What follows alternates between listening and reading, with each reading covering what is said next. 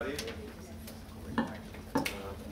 I'm Rob Atkinson, head ITIF, so we wanted to get your week started in the right way, in the right mental model. So we're going to have a very interesting panel this morning on innovation policy, and particularly what other countries are doing. And now, actually, I think the administration knew we were doing this event, so the president decided he was going to announce an innovation policy right around the time.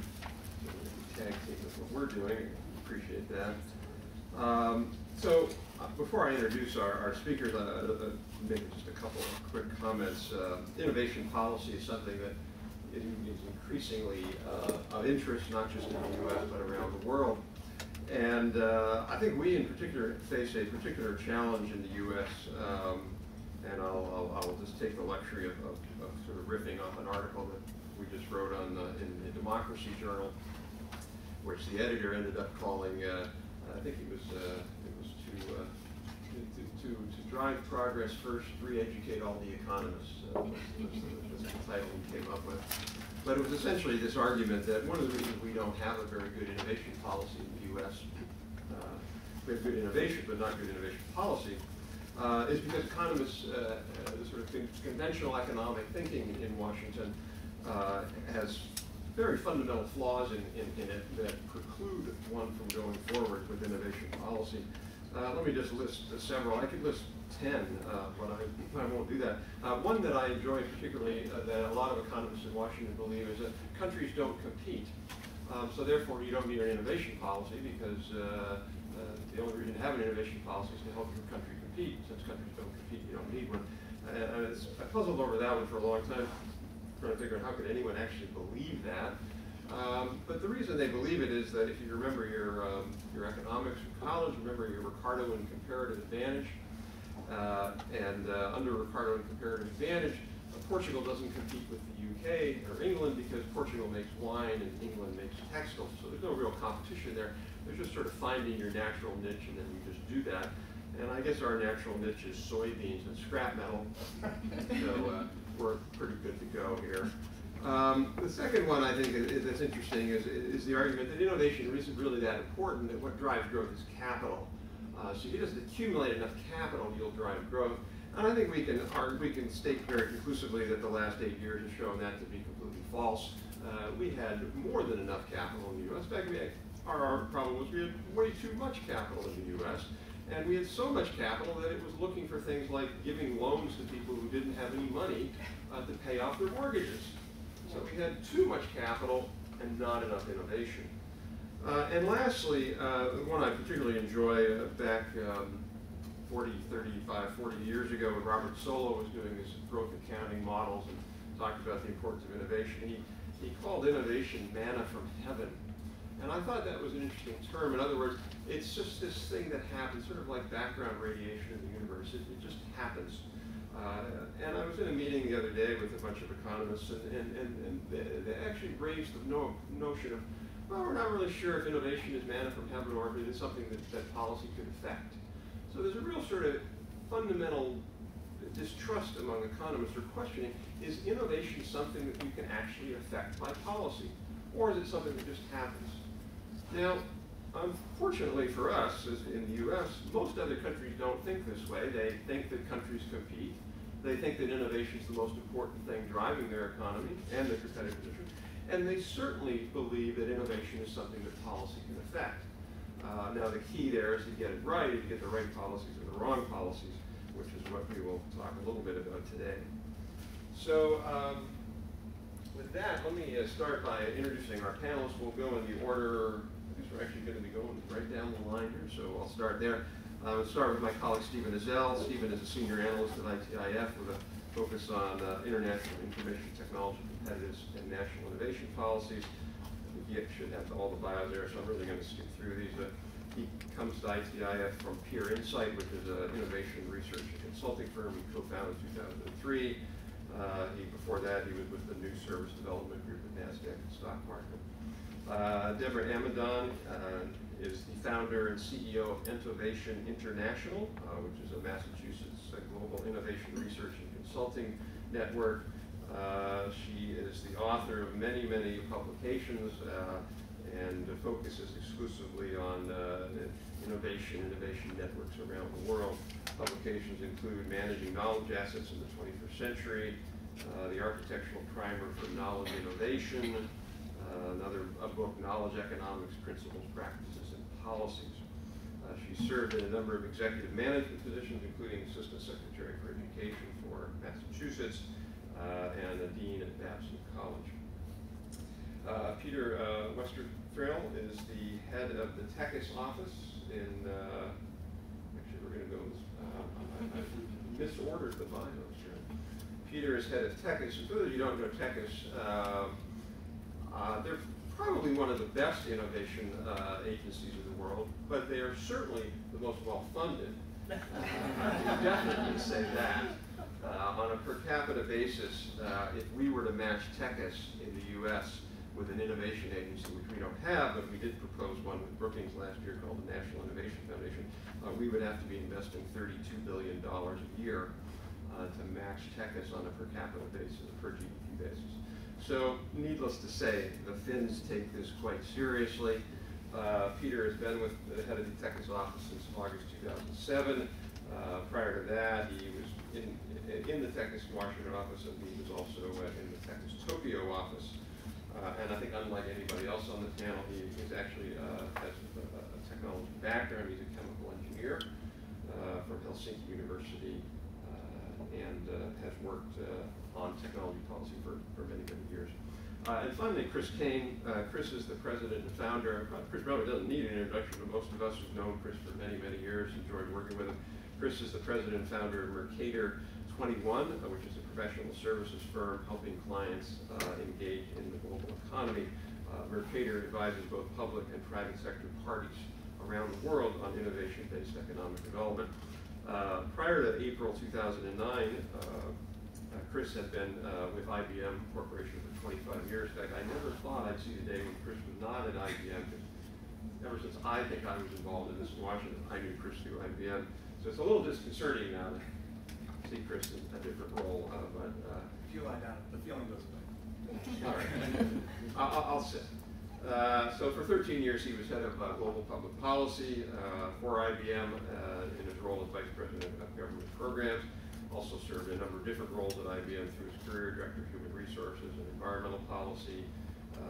Prior to that, managed federal government relations and other roles.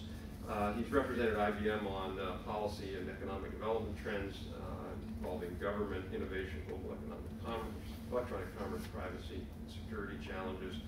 I won't go through all of this, but he serves on a number of boards, including Information Technology Industry Council, European American Business Council, Washington International Business Council, Department of State Advisory Committees, et cetera, et cetera. Serves on a number of boards, the most prominent and famous of them being Information Technology and Innovation Foundation, but also Ford's Theater, and Brain Food. I don't know what Brain Food is, maybe you can tell us that.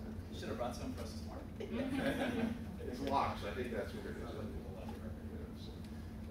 So with that, I want to welcome everybody, and we will adjourn precisely at 10:30. We should have time for questions, so we'll kick it off with Stephen.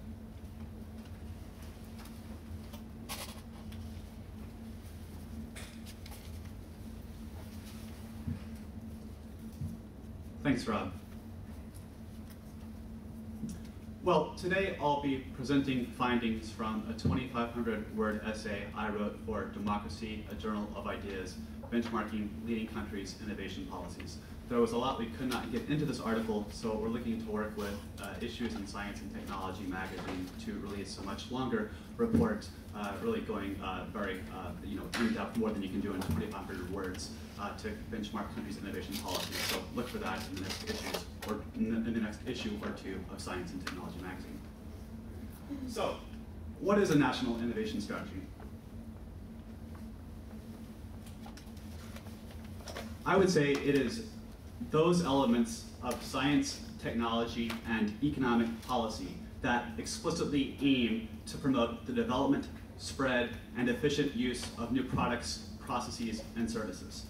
But critically, an innovation policy or an innovation strategy is not simply about more innovation inputs, like more R&D funding at NSF, or more STEM funding for science, technology, engineering, and math education. Countries' effective innovation strategies are far more broad and comprehensive. I would say that a well-conceived strategic approach proactively anticipates and articulates the interactions and intersections among policies in science and technology, R&D, education, workforce training, immigration, tax, trade, intellectual property and patents, and digital infrastructure investments in driving the innovations that create social and economic welfare. So it's a comprehensive approach. Effective innovation policies intentionally link science, technology, and innovation with economic and employment growth. And they pay particular attention to supporting the innovation capabilities of institutions, including businesses and government agencies, and to promoting the creation and diffusion of technology throughout society.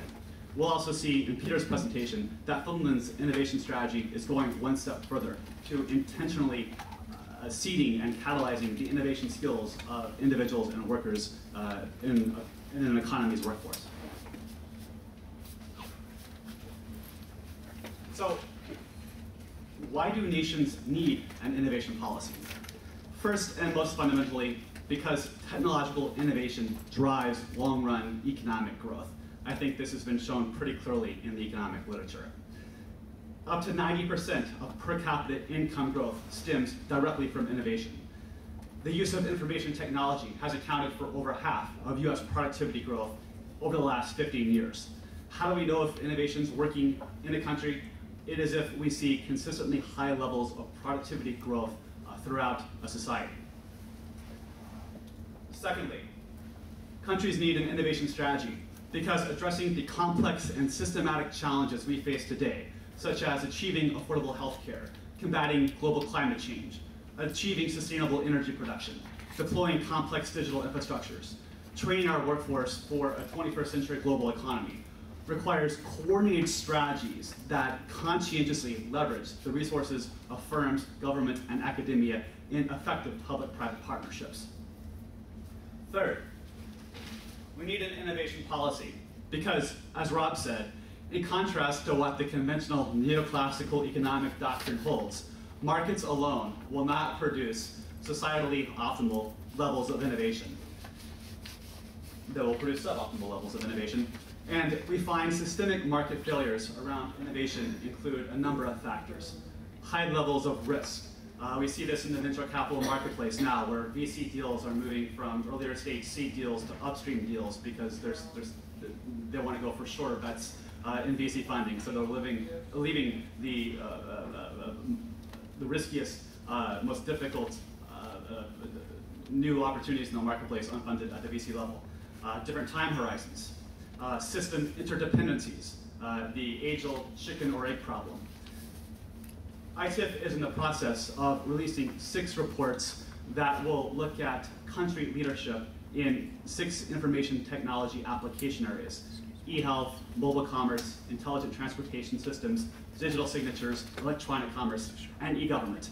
And what we see in country after country across these IT application areas is the incredible complexity in bringing new ecosystems to bear. Let me give you an example of mobile payments. So in Japan, as I think we all know, we can use our cell phone to just swipe it over the terminal at a subway or at the check-in gate of the airline, and it automatically reads your digital cash, deducts from the transaction. So you're able to have contactless mobile payments. But when you think about the ecosystem a country has to bring to bear to make that possible, you have to get the handset manufacturers, the mobile network operators, the banks, the credit card issuers, the merchants at the point of sale, the public transit agencies to deploy the technology, airports, and the customer. We have these very complex ecosystems. And in the United States, we tend to think, well, if we just leave market actors to themselves, they'll figure it out. I think what we see in other countries, like Japan and South Korea, is that there's a proactive role for government to play in bringing these actors together, and especially in facilitating coordination and setting of standards that work with the technology applications across these areas. Of course, externalities, spillovers from research is another area in which the market fails us. The private rate of return from R&D is 7%, but the rate of return to society from research and development is 28%. So companies will underinvest to the societally optimal level of R&D because they aren't able to capture all the benefits. That's why there's compelling public policy rationale to fund research and development. I might also add a fifth one, which is that the complex multidisciplinary basis for new technologies demands the availability of technology platforms before applied research and development leading to new innovation can occur. So let me give you one example of that, which is called a Pasteur's quadrant. So Pasteur discovered penicillin before the fundamental technology of microbiology was understood. So in this case, the application came before the scientific understanding. What we see today is that fields of biotechnology and semiconductors or nanotechnology are so complex that underlying science has to occur before an innovation can be created and commercialized in the marketplace. So there's a compelling reason for government to fund the development of these technology platforms.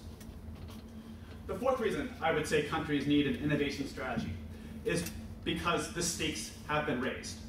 Globalization means that more of an economy's economic activity is traded across global markets and at the risk of foreign competition. Of course, this is only accelerated.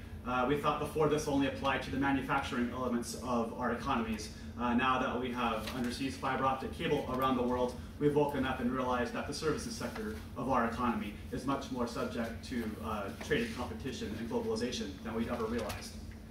I think most fundamentally, other countries are conscientiously targeting the highest value-added sectors of economic activity that they want to pick off and they want to win at. And I think if the US doesn't have a game plan to compete in those highest sectors of economic activity, then we risk being put down the value chain to lower value-added activities. Over 24 countries now have formal innovation strategies. And it's not just the small ones. People say, you just tell us Finland and Singapore and Denmark and Holland, those are small countries. Those aren't like the United States.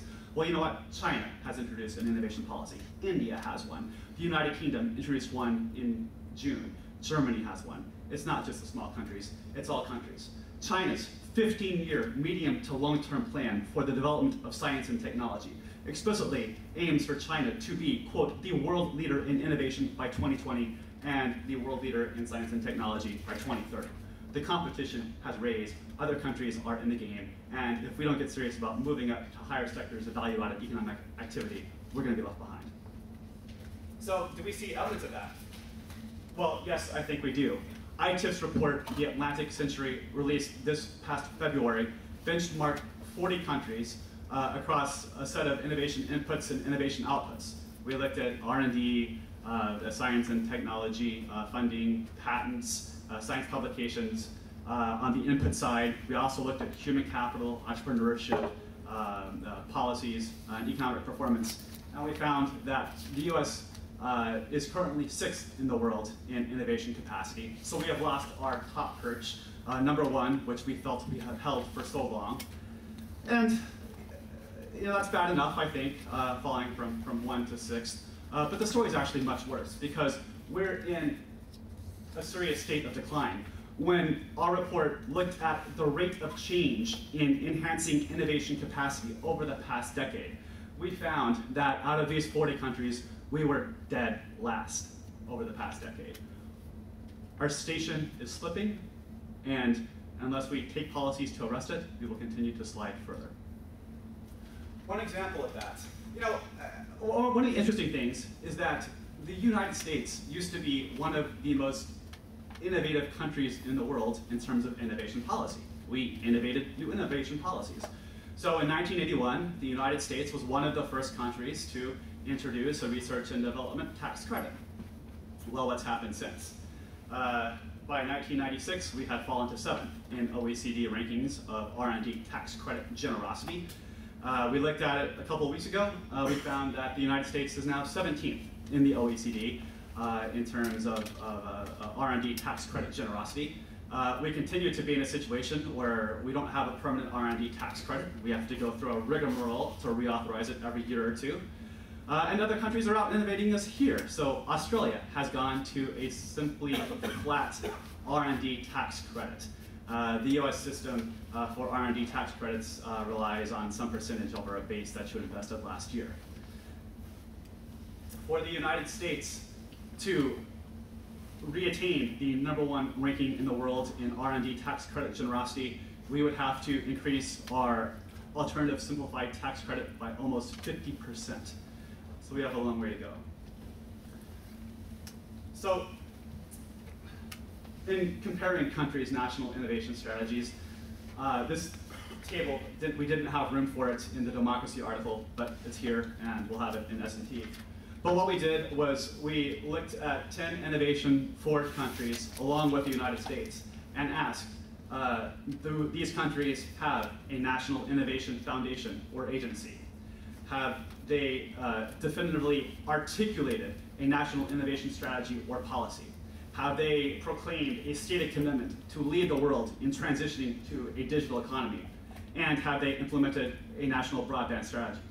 And as you can see here, for almost every country, Denmark, Finland, Ireland, Japan, South Korea, Sweden, it's yes, yes, yes, yes. And as we wrote this report in August 2009, the United States was no, no, no. No innovation strategy, no innovation foundation, no stated proclamation to lead the world in transitioning to a digital economy, and perhaps making some progress on the broadband strategy, but maybe get that out in 2010, whereas other countries have done that for years ahead of us now. In the democracy article, there's a number of specific descriptions of innovation policies that other countries are putting forward. Might mention a couple. A number of countries have targeted specific industries in which they aim to be global leaders. In Singapore, they have created a fusionopolis and a biopolis where they intend to lead the world in life sciences, digital media, and clean energy, water, and environmental sciences. Peter will talk about the reforms Finland has implemented to create strategic centers of science, technology, and innovation. I would call particular attention to the United Kingdom here and reiterate that just in June, this country put forward a $230 million technology fund for high technology, for investing in high technology industries, and completely reorganized its institutions supporting innovation to create a department for business, innovation, and skills. So other countries are fundamentally reformatting their institutions to support innovation in their countries. So how have countries developed their innovation strategies? I would say first, they have recognized the need to approach innovation systematically. As Finland's approach says, piecemeal policy measures will not suffice in ensuring a pioneering position in innovative activity and thus growth in national productivity and competitive ability. They've set a vision with clearly articulated goals. And as I said, they have made the necessary institutional reforms, including creating specific institutions whose specific purpose is promoting innovation, giving innovation a home, whether it's clusters or research centers, and implementing educational reforms. So Peter will talk about Finland's Aalto University, which combined 3 universities into one, in which they intend to lead the world at the intersection of art and design, science and technology, and business strategy and economics. I might also note that Denmark has consolidated its universities. Sweden has implemented national vouchers at the high school level. So countries realize that education is the fundamental source of their competitive advantage, and they're intentionally linking it with their innovation strategies so that their education systems puts forward individuals and creates a workforce that will be competitive in the 21st century economy. So why hasn't the US had a national innovation strategy? Well, first, it's because we felt we don't need to. We've always been ahead, and we always will be. We have unlimited resources. We don't have to make decisions where we're going to invest because we have money to invest in everything. We have better entrepreneurs. We have more technology, et cetera, et cetera. So we have this entitlement mentality that we've always led the world in innovation, and the status quo will continue whether or not we do anything about it. As Rob said, there's this attitude that besides nations don't compete, only countries do. And this is a serious attitudinal problem we have to get fixed. I think this neoclassical perspective tells us, well, private markets do just fine for us. And look at Google, Oracle, eBay, Amazon, Akamai, Genentech. I mean, these are great stories of the US economy vibrantly putting forward competitive new industries and competitive new companies that lead the world. And the private sector does it all for us, right? Absolutely wrong. Each of those companies on that list was created at its start through some sort of government grant or government funding. Relational database in Oracle got its start with a CIA grant. Google came directly from a National Science Foundation grant at Stanford. The World Wide Web, the Mosaic browser, came directly from NSF funding. The internet itself, right, came out of DARPA. So I think what we see here is that just looking at the private market story isn't enough. And fundamentally what's happening is that other countries are making investments now in nanotechnology, in personalized medicine, in synthetic biology, in other industries that are going to position themselves to have these companies and these economic sectors going forward 2 to 3 decades hence. We need to be making investments now that will create the industries of the future in the United States. This attitude that there's no role for governments is directly out of the neoclassical versus neo-Keynesian perspective, as Rob mentioned. And this attitude, as I said, that other countries cited as examples don't count. This is flat wrong. Countries of all sizes, of all federal or unitary structures, are putting forward innovation policies. We're the only one that is not. I would say that at a national level, innovation requires getting a 3-sided triangle correct. And that's the business environment, the innovation policy environment, and the regulatory environment. Just touching briefly, I think we all know what a business environment is. It's characterized by vibrant capital markets that accept churn and change, much entrepreneurship, strong IT adoption, high levels of university licensing and patenting. Our regulatory environment is straightforward too. This would be a competitive and open trade regime, ease of starting a business, transparency in the rule of law. I think what you see across the business and regulatory environments is that this is where the US strength lies. So Eric Bartelsman at the Free University in Amsterdam did a study of the rate of innovation across Europe and the United States. And what he found was that when we look at the creation of innovative new firms, the rate of new firm creation is the exact same between Europe and the United States.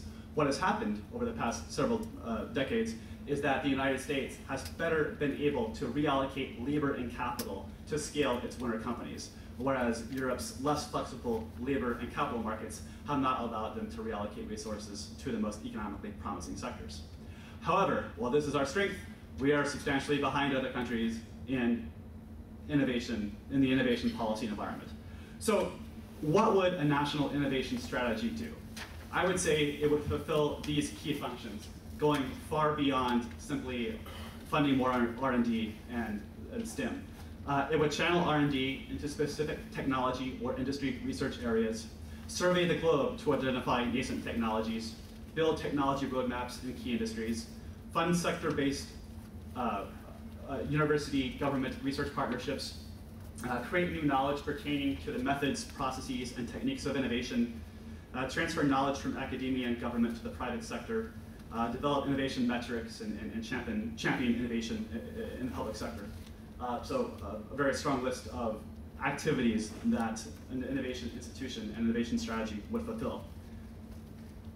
So as I wrote the report in August 2009, the US did not have an innovation strategy. This must have been one of the most successful 2,500 word essays in DC in some time. Because lo and behold, just 1 week later, the administration released an Obama innovation strategy, which, oh, here it is. There are copies out there for you to take a look at. So incredible results in just 1 week's time, I should say. And just a few comments on that, on the Obama innovation strategy, and then I'll wrap up. I would deem it a credible first step, but much remains to be done. I think its fundamental feeling is that these one-off policy measures, while laudable and important, and we must enact all of them, are not enough.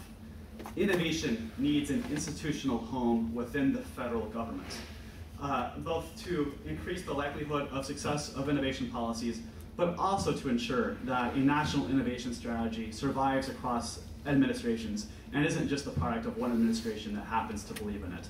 We've put forth several ideas for where this might be housed in a new National Innovation Foundation, or possibly in an Office of Innovation Policy within OMB, like OIRA. I would say that the strategy needs a focus on innovation in sectors, as I said, such as in transportation, healthcare, and education. It needs to focus on functions, like mobile commerce and digital identification, and technologies, like robotics, machine vision, expert systems, voice recognition, and biotechnology. It needs to include institutional analytic capability to measure and evaluate the output of innovation policies and activities over time. It needs to include formal mechanisms to benchmark US innovation policy against that of other countries and incorporate lessons learned therefrom. We may need an innovation audit for the US, and we need a regular report from the President to the Congress about US innovation policy. And we need full bipartisan congressional support for the activities listed in Obama's strategy. In May, Business Week wrote an article noting that 3 million jobs in the United States have gone unfulfilled over the past 12 months, even as unemployment creeps towards 10%. Why do we have 3 million unfulfilled jobs? Our companies can't find the talent they need in the United States because the skill sets are misaligned for what they need. The United States needs a game plan to compete in the highest value-added sectors of economic activity so that we have a strategy to compete and we're not scrambling with broadband policies or investments here and there to catch up to what other countries are doing. Thanks very much.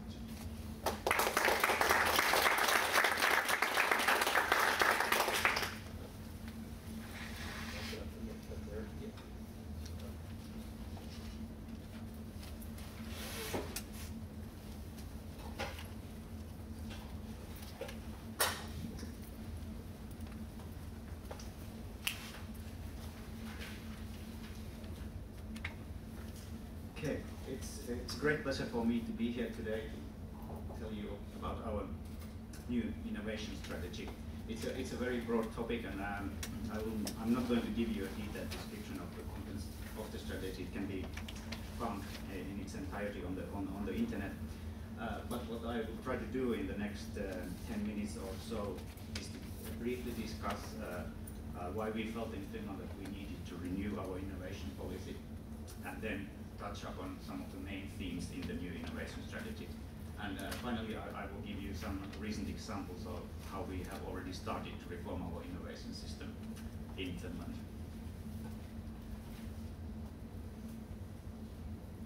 The Finnish innovation system has performed quite well in the past, as evidenced by several international comparisons on competitiveness.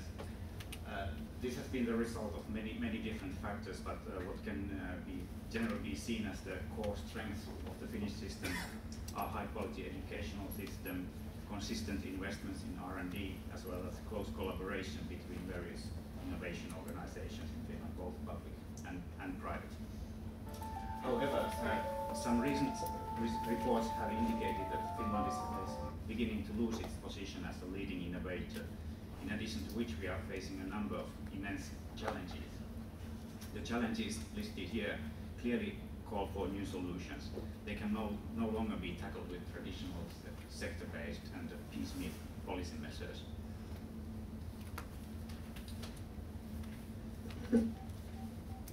The Finnish government has consistently understood the significance of innovation, not only to economic growth, but also in socio-political aspects as well. So, seeing the scope of challenges our nation is facing, it's only natural that when the current government started its work in 2007, one of the tasks it undertook was the reform of our innovation policy. The preparation work was carried out by Ministry of Employment and Economy through a transparent process which involved extensive consultations with a number of various stakeholders, and all the materials from this strategic process were posted on a website which also allowed individual citizens as well as any other organizations to express their views. On the basis of this work, the Ministry drew up its proposal for new innovation strategy and gave it to the Parliament a year ago. And in May this year, the Finnish Parliament stated its support for the policies that the government had outlined in the new innovation strategy, and also the Parliament requested the Cabinet to specify during spring 2010 the measures that it plans to take in order to implement the policies that have been outlined in the new strategy. So, although a consensus has been reached on the general guidelines how to reform our innovation system, the drawing up exact measures is still very much a work in progress. So what does the new innovation strategy look like? It's an agenda for change, and this figure shows you the basic choices as well as key development areas in the renewal process. First of all, the strategy recognizes that innovations are increasingly created in knowledge and value networks that span geographical borders, and this calls for strengthening the capabilities of Finnish companies as well as research organizations to take part in these global networks. Secondly, the new strategy sees that the traditional approach of technology development and subsequent commercialization is no longer enough to guarantee competitive edge in today's world. Instead, the starting point for development of any new products or services must be the needs of the customers and users. The strategy also sees that it is the innovation capabilities and incentives of individuals as well as the capability to form innovative communities that will be critical success factors in the future. And the fourth basic choice, the systemic approach, means a shift from traditional sector-based piecemeal policies to a broad-based and comprehensive innovation policy. This, of course, requires renewal of all political sectors as well as closer collaboration between different political sectors in Finland.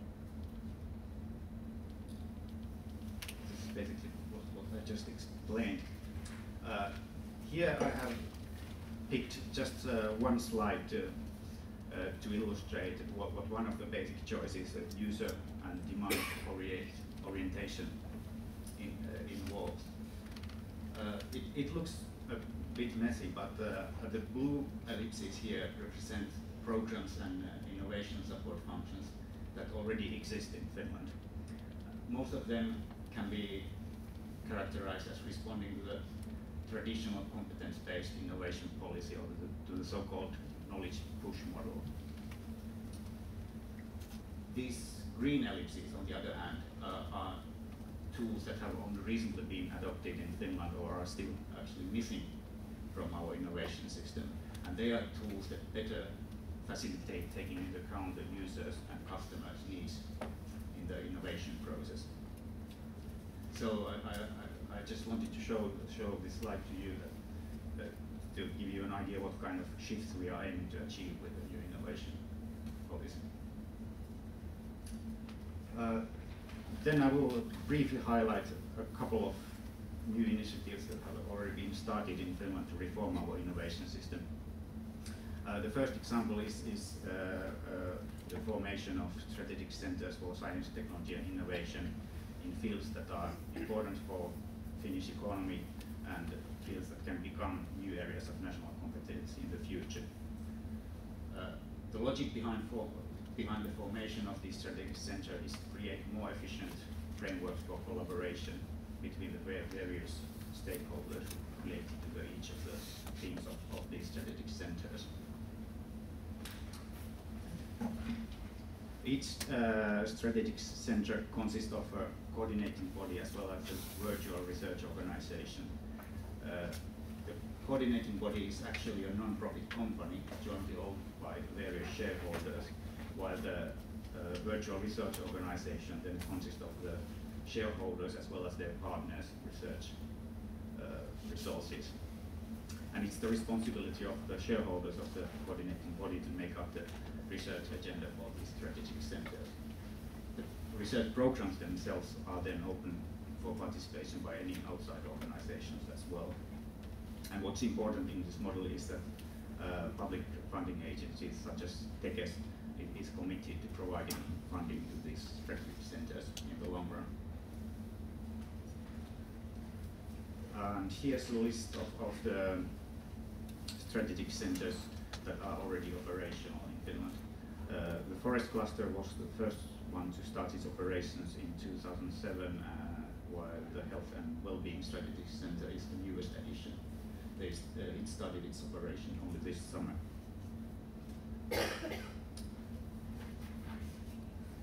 Another noteworthy development that Stephen also mentioned is the formation of Aalto University, or this so-called Innovation University, which means a full merger of 3 existing universities, each of which has been a leading institution in its own field. By combining more closely expertise in technology, business, and design, the new university aims to become one of the international leading universities in its own specialized fields in 10 years' time. For example, new projects selected for the university include topics such as neuro applications, sustainable communities, and the economics of the future of internet. And one more thing I would like to bring to your attention is the evaluation of the Finnish innovation system. This process has been started to help the government see what kind of reforms exactly will be needed to implement the policies outlined in the new innovation strategy. Although the work has been almost completed, we unfortunately still have to wait a couple of days before we can hear the recommendations of the working group. So stay tuned. Here are a couple of websites through which you can follow news related to the things I briefly discussed in this presentation. Thank you. Thank you.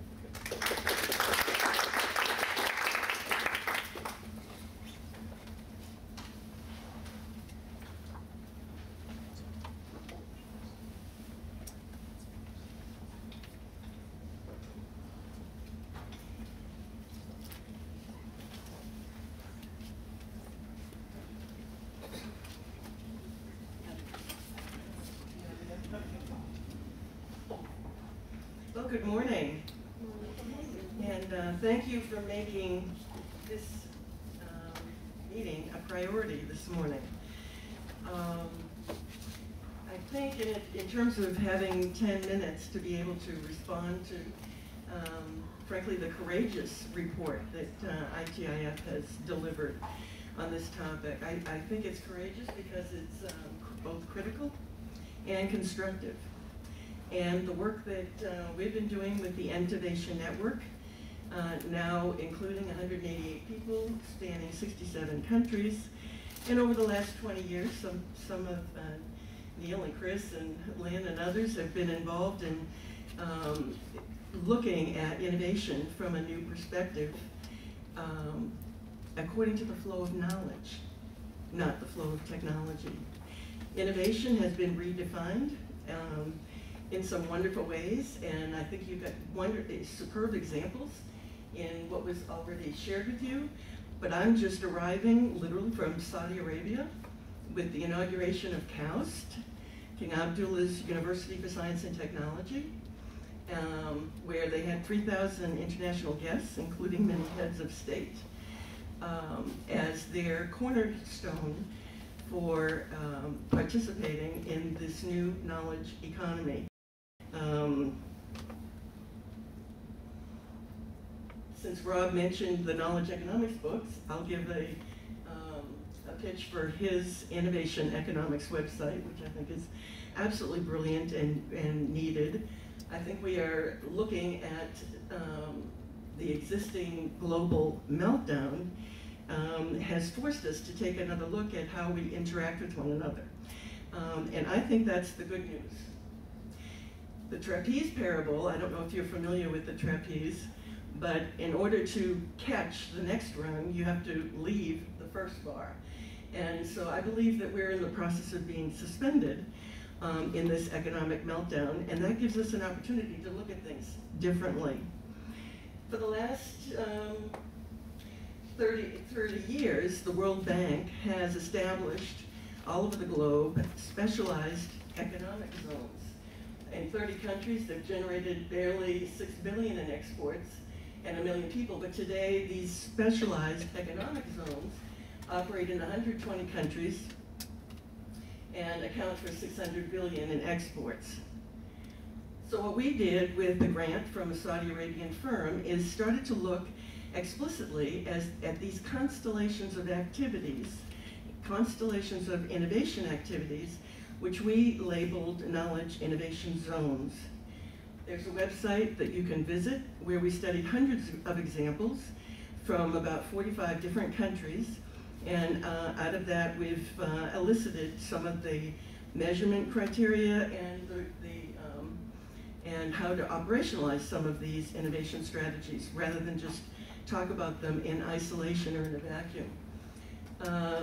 This is how we came to knowledge innovation zones. We looked at government, industry, academic interaction. We moved into science and technology parks and cultural parks. We then moved into all the cluster activities and collaboratories, and the rubric, overriding rubric, is knowledge innovation zones. They can be geographic based, like Dubai Knowledge Village or Desert Knowledge Australia. They can be industry based. Companies are beginning to look at themselves, including their stakeholders, as zones of innovation, and they can be cyber based. There's a taxonomy of what we've discovered. Some of them are knowledge economy based, some of them are creative economy based, some of them are technocentric, and there are idealistic utopian visions and virtual knowledge cities. This gives you an example of some of them that we visited in China, in the Arab Emirates, obviously Silicon Valley. Research Triangle Park, of course, is one of our premier ones that just celebrated their 50th anniversary. So there's examples of this kind of activity on a global scale. And people have been prolific recently on writing books on these topics to try to get an understanding of the movement of people and the interaction of people in the kinds of communities that Peter was describing. And there are rating systems globally. There's a World Innovation Index. There's a World Knowledge Competitiveness Index. And we're starting to look at different countries assuming leadership. And the countries are not, certainly not the G8, not even the G20. I think you're going to start to see some of these other countries take a leapfrog position, which is their plan. There are 3 laws of knowledge dynamics that we've discovered. One, the name of the game is about knowledge in the form of intellectual capital. And believe it or not, in 1987, that was a term. Now we know what the human capital elements are, the relational capital elements, and the infrastructure capital elements, and we know the variables that influence those elements. So number 1 is knowledge is the multiplier of economic wealth. But the more you share it, the more it multiplies. It's not something that we have to give away. So the whole notion of scarcity as a cornerstone of economics has been turned on its head. The second one is that innovation value is created when knowledge moves. Knowledge is obviously human, it's inside the person, but unless it's shared, exchanged, and applied, the value in the wealth creation doesn't happen. And the third, I never thought I'd see the day, we have reached the law of diminishing returns in competitive advantage. And I know that's a hard pill to swallow, but the reality is that what we need now is more of a world collaboration index, because we're very good at competing, we're not very good at collaborating. So this just gives you a picture of the United States and the kinds of examples that we looked at in Austin, Texas, and Research Triangle Park, as I suggested. In Boston, my hometown, we've looked at it from as core as the Boston Foundation. We've looked throughout Europe in the Barcelona at 22. We've looked at the corridors that have been established. We've looked at cluster conocimiento in Spain and how companies interact with one another and how the knowledge flows. We've looked in Africa, South Africa. The Innovation Hub is probably one of the most premier organizations. And the point is that these constellations of innovation activity are starting to influence whatever the national policy might be in that particular country. And you've already heard some of the Asian groups. In India, for instance, they're building 200 business schools as we speak. So let me put an exclamation point on your comment about education being core. In Australia, in Desert Knowledge Australia, which is in the heart of Australia, they've had a program and are now seeking to be an international leader in that. And I've mentioned the Middle East. CERT, for instance, the Center for Engineering Research and Technology in Abu Dhabi has gone public. Think about our research institutions having that kind of flexibility. I mentioned KAUST and what they have backed up that institution.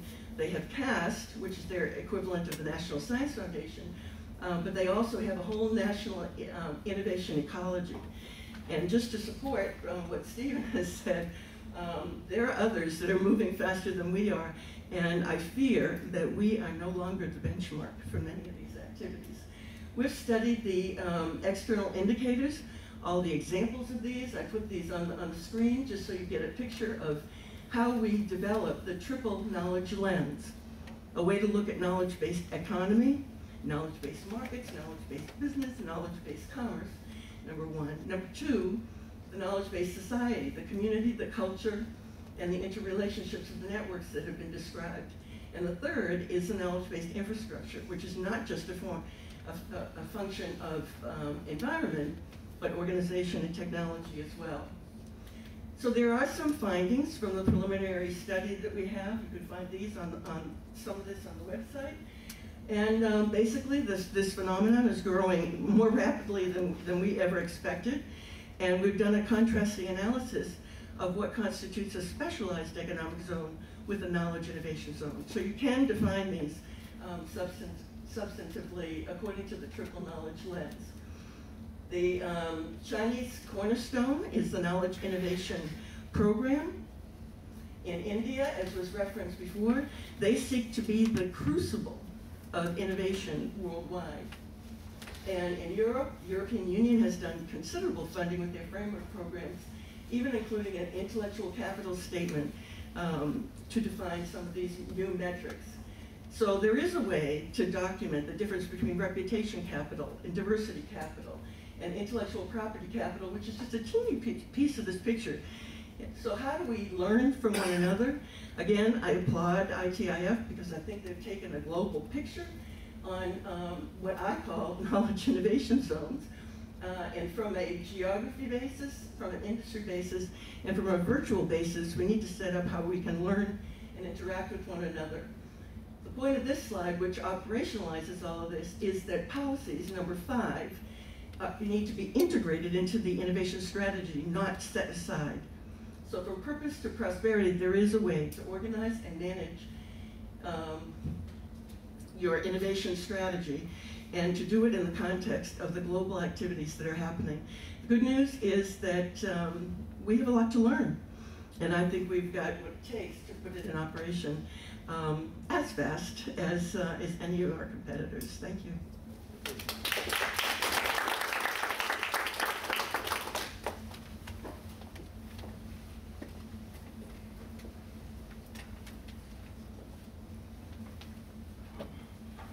Good morning, everybody. Rabbi Caine, Stephen, thank you for having me, and thank you all for coming. I thought I would talk to the demand side of the global economy this morning. We've heard from Peter and we've heard from Debra and Stephen about what I would characterize, generally speaking, as the supply side of innovation, and therefore the supply side of the economy and how to compete in the global economy. And I'm going to touch on the demand side a little bit. This is the demand that countries are competing for and competing with. Okay? Competing for goods and services and competing with investment. And of course, the goal is to attract global investment to enable yourself and others to be able to tap the demand of the global economy. All right? So we're going to start a little, we only have 5 slides. We're going to start with a profile of some of the key economic players of today. This slide, as you can see, talks about a category of economic leaders in the world called the $1 Trillion Club, which was popularized by the Peterson Institute for International Economics last year. And it shows you, I think, in some cases, some surprise about who the economic leaders are in the global economy today. You can see this is by purchasing power parity, and you've got the United States, yes indeed, still the largest economy in the world by a factor of 2, but China is second, and Japan is third, and India is fourth. And you can see some of the other emerging players in Mexico, all right? So I think that this is a good starting point to say, so where's the global economy of today, and who are the key players and the largest players? Doesn't necessarily mean you're always going to be the most successful player, but it does mean that you have a platform from which to extend your comparative advantage. This next slide tells you, is a very dramatic one as far as I'm concerned. It is the picture of the future that we all ought to be paying attention to, especially in developed G7 EU countries. This is a graph. The red line shows you the growth rate and the percentage of the worldwide GDP that developing countries will assume. And as you can see, the crossover date where developing countries will have more than 50% share of the worldwide GDP in 2025. And the G7 and EU countries, which have traditionally been, quote, the advanced economies, will have less than a majority share of the worldwide GDP. A significant and a profound impact. Of course, what this to me says is that, look, there is today and there has been a reallocation of economic assets in the world, and that reallocation of economic assets is profound, and it directly bears on the topic we're talking about today, which is innovation and innovation economy. This next slide gives you a picture about who are who are these leaders of the $1 Trillion Club, and how did they fare prior to the economic slowdown and during the economic slowdown, and what is their projected growth post-economic slowdown? And in essence, what you see here is the red countries. I've included Egypt and South Africa for illustration purposes. They are not members of the $1 Trillion Club. But I think what you can see here is you start to see a bifurcation and a categorization of new emerging economies who have, to Rob's point and Stephen's point, thought very deeply about what it takes to win in the global economy and the importance that innovation brings to your chances for success. And here what you can see is that, in essence, the developing nations have generally exhibited an ability to weather the economic downturn better than the developed countries. And they're all forecasted for more robust growth in 2011 than are the developed economies, or, quote, the advanced economies. These statistics have just been recently updated by the Peterson Institute and the IMF, and the picture is even more profound with the new forecast. Of course, the point of this slide to me is that these countries who are at the top are extending their comparative advantage in times of economic slowdown. This next slide gives you a sense for, so what is a country's vitality, right, to evoke change and to continue success in the future? It's one thing to be big, it's another thing to have weathered a situation, but do you really have the fundamentals, the systemic vitality, right, to grow and to extend your reach? And so what this shows you is how, again, the red countries, the emerging economies or the developing economies, versus the advanced economies or the developed economies, quite a stark clustering effect between those that are emerging and rising and those that have been established platform players for quite some time. This will give you a profile of vitality and what I consider to be freedom of action to control one's future destiny and one's future success. So in the left column, it tells you what the current account balance in US dollars is for each country. The center column tells you what the external debt, okay, how much freedom of action do you have with your financial vitality to control your destiny is, and then the percent of GDP that external debt plays in your economy. Dramatic, dramatic, profound. Go back to the graph we saw, percent of worldwide GDP, crossover 2025, 15 years. Each economy has to figure out, do they have not only the policies, but the economic fortitude, macroeconomic policies in place to control your destiny in a global economy that's very interdependent. So the developing economies all have lower external debt as a percent of GDP than do the developed economies. So now just to close and to bring it down a little bit closer to home, if you take some of these economies that we've just been talking about and say, well, that's interesting, but how does it relate to us? This is a pretty interesting profile of the economies of a number of key countries and what portion of the United States economy they represent. So as you can see, China in red with a $4.4 trillion economy in 2008 represents pretty much from Texas all the way over to Alaska and Hawaii. Even a country like Turkey, as you can see, the clustering of where that lies. The South, Russia. So is this important? No, but it's interesting.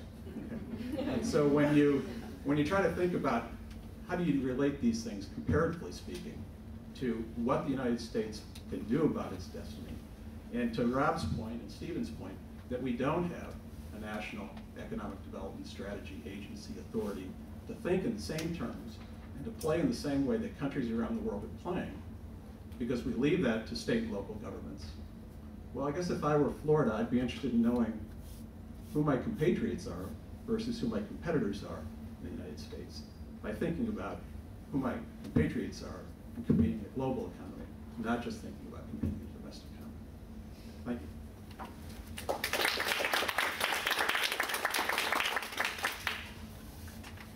Well, thank you, Chris and everyone. I think that was great. We have about 20 minutes, so if you have questions or comments, if you can identify yourself and who you're addressing.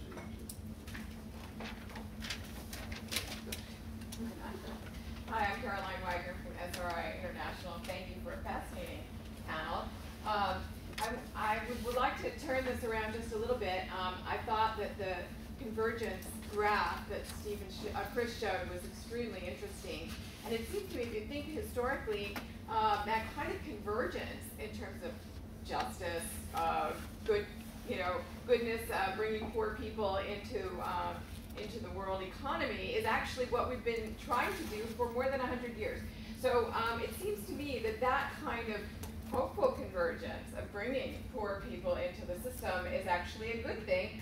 And in fact, it may be, and some research that I've done suggests that the fact that we've thought in terms of national systems has been blocking that kind of convergence for the last 100 years.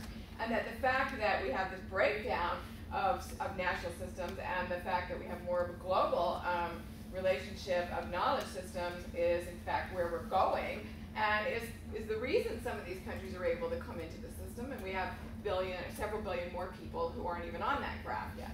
So I would wonder then, in that kind of case, whether or not we're thinking about US national systems, Finnish national systems, and so on, isn't too narrowing in terms of where we want to go, both from a national perspective of ensuring that we have economic growth from a national and US taxpayer perspective, but also from the sort of global question of the global justice and global goods of bringing poor people into that economic system. I think it's an excellent question. I approach it two ways. One would be just a pure pragmatic way about how do you win in this environment. If that graph is true and it continues, and that crossover becomes more pronounced and profound, how does a U.S. business, a Finnish business, an Egyptian business, the United States, quote unquote, win in that economy, global economy? Well, demand is going to become more customized. It's going to become more multicultural. And so therefore, the templates, the traditional templates that we've organized ourselves around, English is the language of commerce. All you have to do is learn English or speak English, and you'll be okay, right? That's increasingly going to fall away because new players who have large platforms of economic influence will be able to conduct business in other languages if they choose. Right? That doesn't mean that they won't conduct commerce in English, but it will mean that they'll have options to do that. They will also have cultural values that define the demand they will be putting into the global economy. Do the United States, do U.S. companies understand the cultural values that will generate that demand, economic demand in the global economy? And I think this is a huge area of learning huge area of opportunity for whether it is a company or a collection of counties or a country or a group of allies. You talk about that in an affiliated or non-affiliated way. To understand the new multicultural attributes that will be generating global economic demand like we're seeing. I think the second way I approach it is from a national competitiveness standpoint, and it provides a tremendous foreign policy opportunity to build systemic alliances in ways that foreign aid have never been able to do.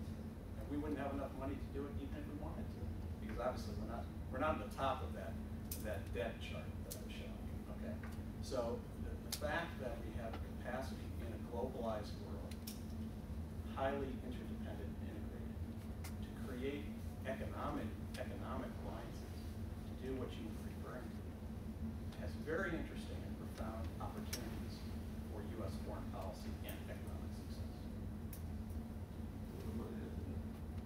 I would make the brief comment that I think we have in the United States grown entitled and accustomed to the standard of living we have, and perhaps you don't recognize that other countries are implementing explicit policies to catch up and achieve that level of standard of living, which we perhaps take for granted. And so this convergence that you're describing is not a bad thing at all. We welcome it indeed, but I think we have to be cognizant that other countries are catching up to us, and unless we take proactive policies, we will not be able to maintain that standard of living over the long term to which we've grown accustomed, because we will not be creating jobs in the highest value-added, highest paying sectors of economic activity. I'd just add one piece of that, which is there's a piece on our webpage we wrote for the Atlantic Council last week for G20, and the piece is titled Sustainable Globalization, and Export-Led Strategies. And the argument is that if you look at most countries, I actually think most countries make a fundamental mistake, and it's a mistake I think Finland is correcting, but many countries are not, and that's that they just focus on this very narrow slice of their economy that they can export. And I mean, the Japanese are the best at this. You know, they've got a few sectors that are global world leaders in productivity and innovation, and the rest of their economy is frankly global best practice. So their productivity in Japanese retailing, wholesaling, healthcare, you name it, is terrible compared to U.S. productivity. The Indians are much worse. The Chinese are worse. So the problem, I think, is that many countries have latched onto innovation only as this export thing. And that's where I think, Carolyn, your point about the synergy is if we all sort of could get behind kind of a domestic innovation strategy, these countries would do a lot better. They would win, we would win. But everybody's focusing on, I was just talking to Intox down in Argentina, and talking to some folks from Intel, and Brazil's main thing they want is how can we get ourselves one of those Intel fabs?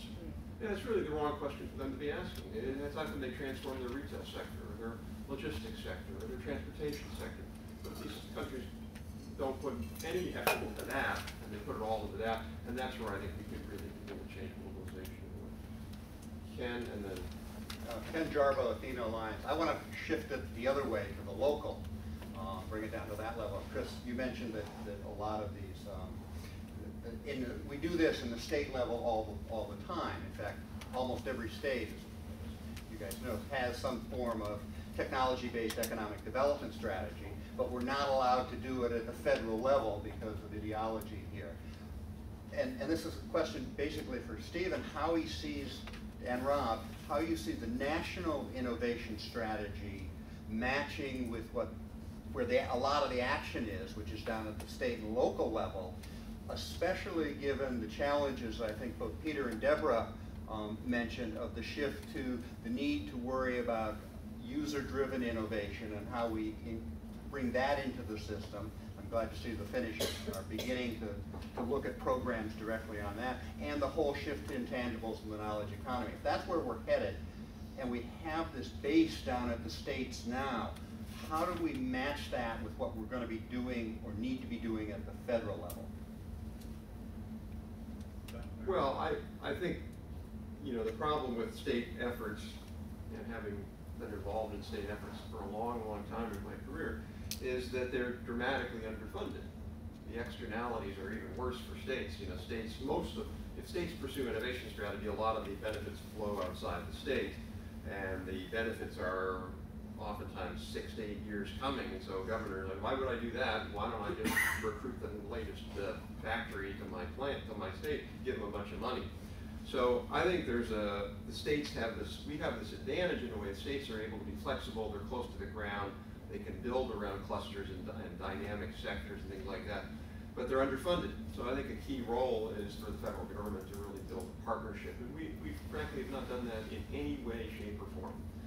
We simply ignore what the states and locals are doing when it comes to innovation. That's one of the reasons why Brookings and us proposed this National Innovation Foundation, where about half of that money would be about a federal state innovation partnership. So I think until we do that, Ken, we're gonna have interesting experiments at the state level, good programs, but they're just not gonna be big enough. And the scale of the challenge is so big that we can't rely on. I mean, Pennsylvania's got an interesting green energy strategy. You know, I give them a lot of credit, but you can't build a national energy strategy around what the states are doing, because it's just not going to be enough. And you can take that sector by sector approach to find the same answer. Debra, if you want to comment on that. I totally agree, and it is a matter of funding, but it's also a matter of mindset, because the states see each other as competing for whatever precious dollars are coming into the country, which is precious few, by the way, in terms of federal direct investments. The other countries are benefiting. The other countries are benefiting from the World Bank investments. The other countries are benefiting from USAID, and they're benefiting from corporations that are based in the United States, because the profit margin is in the international side of the business, not that. So the funding is serious. On the other hand, we've discovered, in addition to looking at zones worldwide, we looked within the United States. And we found, for instance, the Keystone Innovation Zones in Pennsylvania.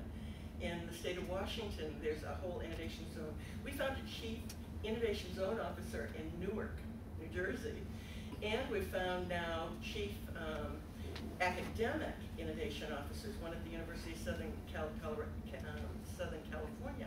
So we're going to start to see chief innovation officers not only in companies, but in government posts and in academic posts, in order to look at the full, comprehensive, systematic view of what the innovation process is. You know, a lot of people think that innovation is R&D. A lot of other people think it's creativity. And although those are important and integral, other people think it's IP. So what we're measuring becomes very important in terms of what you get, what you measure, kind of thing.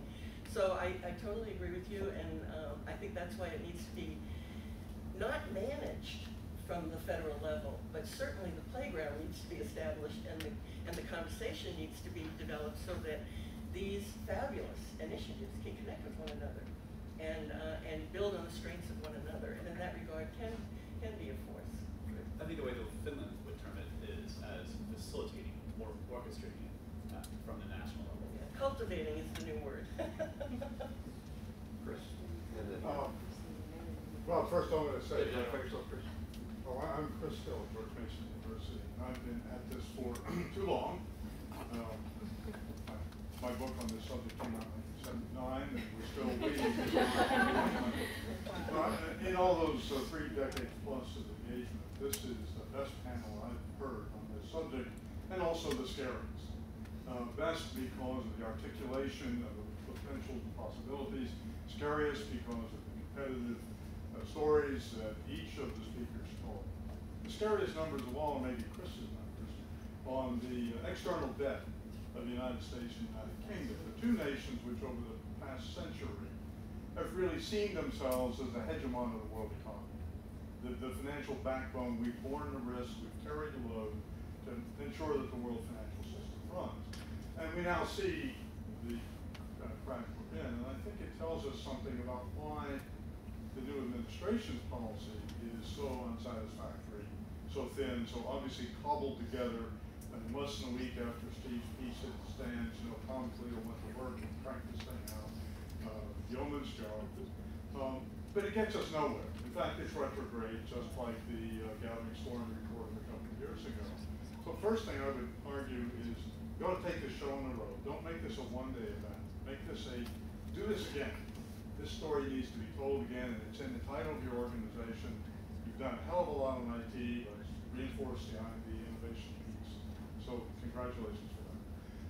But I also say that the macroeconomic reality means that our national economic policymakers, quite understandable, are absolutely obsessed now with restoring the macro conditions of the economy. And it's no surprise they're not paying attention to these micro conditions that drive the long-term macro. We saw this yesterday. If any of you took the time to read the Washington Post article on the role of the Fed in the housing crisis, what you saw was the Fed is in charge of the macro economy, and this housing mess, they wouldn't even listen to the community when it told them it was a problem, because that's not where their mind is. So I think breaking through, it's fun to attack our friends in the micro world of economics who think about perfect markets and the rest.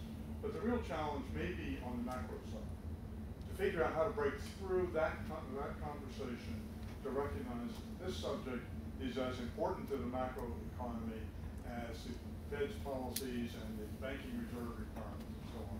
Yeah, I don't know how to tell that story, but I put that challenge up. First of all, thank you for your comments. It is an inflection point for us. The question is, will we treat it as such? And we are not going to have the money. We can't tax our way out of our macroeconomic situation. We can't spend our way out of our macroeconomic situation. So what's left to us? Use other people's money to get ourselves out of our macroeconomic situation. What does that mean? That means we need investment. We need people to invest in the United States because they believe in our success and our capacity to win in a global economy. Which means, if you think back, we talk about states, economic development strategies versus national. Think back to many years ago where we could afford to have states think that their competitor was next door or in our country. Today, that's not the case anymore. But what happened in those days? Delaware chose to be the banking state of the country, to have the most favorable policy environment for financial institutions to come and invest in Delaware. They chose that as a strategy. Other states chose other strategies. In my opinion, the United States does not have an investment strategy to match the global economy. It needs to have an investment strategy to match the global economy, because we need people to invest in the United States in order for us to get back into a competitive position. I was just reflecting. Steve, why don't we, I was want to make sure get everybody here, so why don't we go here? Excellent panel. Oh, I'm Janine Ray from Peer Insight.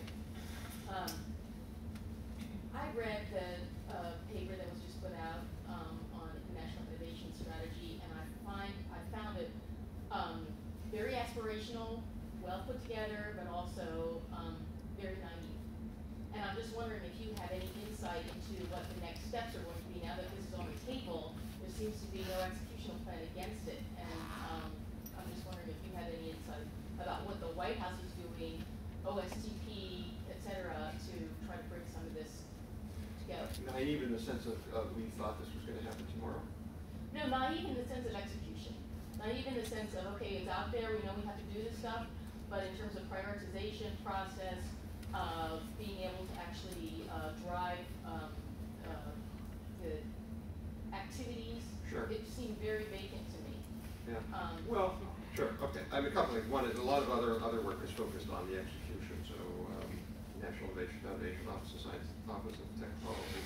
But in our view, I guess is you got to.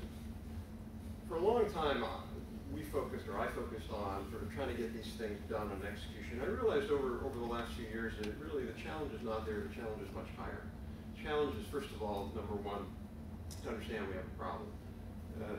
I'd say more than half of the community in Washington doesn't recognize or acknowledge or admit that we have a problem.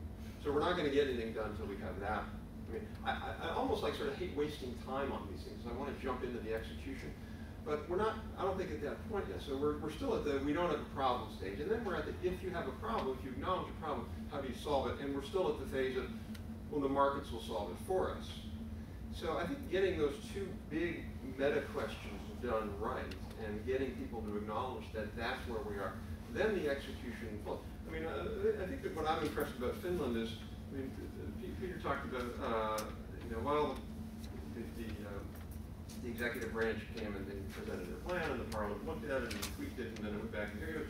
I mean, it's pretty seamless integration. I mean, I'm a little sure I'm oversimplifying things a bit, how hard you have to work at that, but still in all, they can do execution, I think, because they have this framework already in place. They know that they're a small country, and a big competitive thing. They know there has to be a role for government. And now what they're debating on is how to do it right. We're not at that point yet. And I think once we, I mean, I give the administration a lot of credit in that, of trying to move us in that direction. Anish Chopra, for example, gives a lot, when he gives speeches, he cites our work on why we're behind and all that. And we just got to keep doing that for a while until people get it, I think. I don't know, Peter, do you want to add anything to that, of Finland's, or why you guys are there, or how you're able to be farther along that path than we are? Well, already in the previous recession, in the early 90s, we had some serious economic difficulties in Finland. Already at that time, the government made a decision to gradually increase the R&D investment, despite the unemployment rate was about 20%, and there were campaigns on other sources for money at that time too. So I think it was a kind of valuable precedent for today's jobs. Sure. How were you able to do that? Well, I mean, in some ways, that's a striking statement you just made. Peter, go can up you to Capitol speak up a Hill and little? Yeah. Can Peter speak up a little? Sure.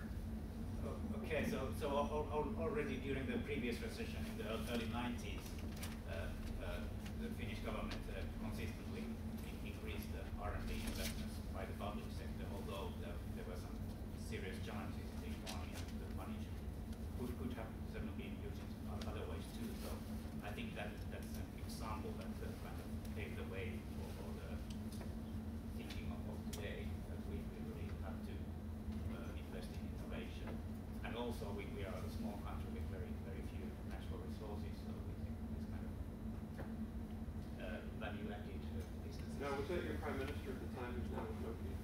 Yeah, he was Ezell, who was prime minister at the time. Then after that, he was the chairman of Sitra, the Finnish Innovation Foundation, and in that position, he was actually in a key role in preparing the new innovation strategy that I just talked about. I mean, part of that does go to executive level leadership. My understanding of the prime minister at the time, who's now with Nokia, was that he was really excited about this stuff. He understood. He was reading articles about it. I think President Obama's in a similar position. I think he's one that also gets this. So you can't underestimate that, having a top level person in your country get this and understand it. So I think we have time just for Can I just one more. compliment Peter in Finland? You noticed in Peter's presentation that he talked about the imperative of demand, right, on that right-hand side of his charts. That's a very important point. So you're innovating for what? And I think one of the blind spots we have in the United States is we think about innovation from the supply side only. Of course, that's going to mean we're going to have to think about what people around the world want and need, if you're going to innovate from a demand perspective. Yes, actually, Chris set the table for the question that was kind of rumbling around my mind, and that was that, if we're looking at national innovation strategies, even in a world that we look at, it's a more global collaborative environment, and even where we recognize that the success of others is not a zero-sum game, doesn't necessarily mean it's bad for the United States. You still, in a national policy, want to ensure that you're encouraging economic activity to come to the United States, probably best measured by foreign and domestic investment in the United States. And I was wondering, kind of a two-part question, if anyone on the panel has seen data like this. Do the investment numbers show a similar trend to what you saw in the ITIF study, where the point in time data would show that the United States still gets the lion's share of foreign direct investment in the world, but is it reducing over time, that share? And secondly, where is that investment going? Is it going to some of those innovative sectors, or do we have a situation, as Chris has noted, that because we're the largest market in the world, that there's a demand to participate in that market to get that supply, that's the reason that we're getting investment, that we could be getting a fair share. I just kind of want to get the panel's perspective on that from an investment viewpoint. I know it's a lot to digest in the question. Well, in our report, The Atlantic Century,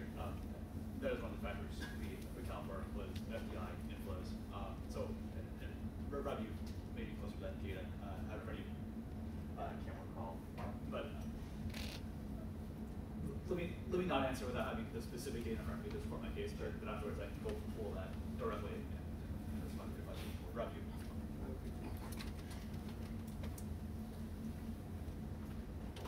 I do think it's a great question, and as people dig into it, and I don't have the numbers, I want to know what is that foreign direct investment going for? Right? Not that we have a lot, and it hasn't been used, but is it going to, use a phrase, applied investment, or is it passive investment? Right? Is it just to cover debt because we're a safe haven, or is it to actually apply and have a multiplier effect with the investment that's coming in? And I hope it's the latter as opposed to the former. My fear is it's the former as opposed to the latter. So Relative to to answer your other question, countries. we're 21st on FDI of these 30, of these 40 regions or countries. We're 21st, and in terms of the actual trend line, we are 28th. So That's FDI as a share of GDP. yeah.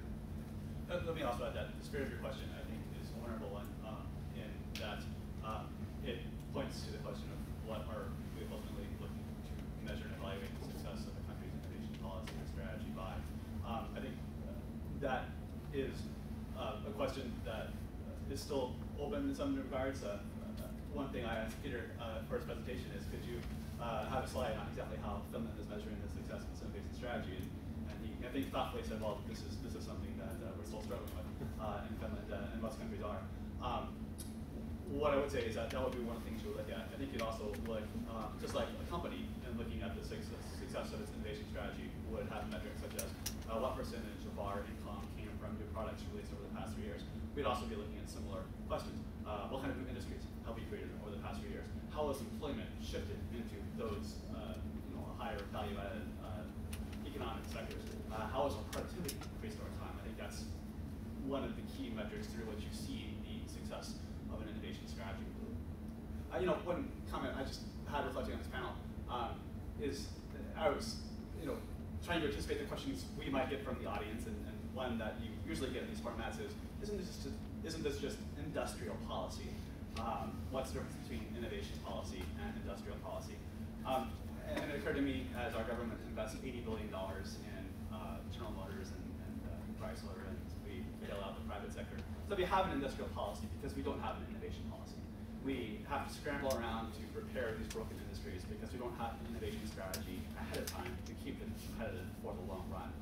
And I thought that was